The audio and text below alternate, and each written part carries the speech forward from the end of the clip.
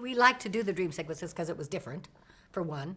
I loved the Dr. Jekyll and Mr. Hyde, where I got to be the Eliza Doolittle. That was my favorite thing with my accent. And then, of course, I was brand new in the business, but Rory Calhoun came on to do an episode where he played the big white hunter that he killed every animal in the world, and now he was going to go after Gilligan. But he was just so handsome. I mean, Ginger and I would just walk around behind him with our mouths open. He was so good looking. And we had Don Rickles, and we had Howard J. Stone, and Nehemiah Pearsoff, and what was that wonderful man? He played the what was his name? Struthers. He played the pigeon. He played the guy in prison. It was so much fun because we had guest stars and we got to play other characters. I mean, that was what it was exciting to me, to be able to do the other people, not just the farm girl. Now, you also, as a guest star, had Phil Silvers. Phil Silvers. Well, tell you how stupid I am.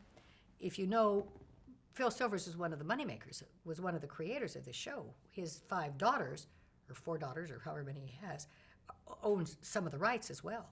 And it was Gladcia Productions. Not until 2 years ago did I realize Phil Silvers' slogan was, "Glad to see ya, glad to see ya," and it was Glad to See Ya Productions, duh.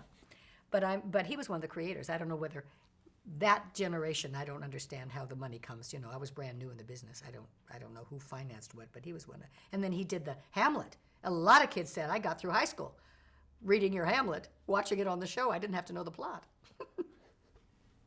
Musical Shakespeare. Musical Can't beat it. I played a boy. I started my career as a 14-year-old boy in a Jackson Hole Playhouse, as a matter of fact.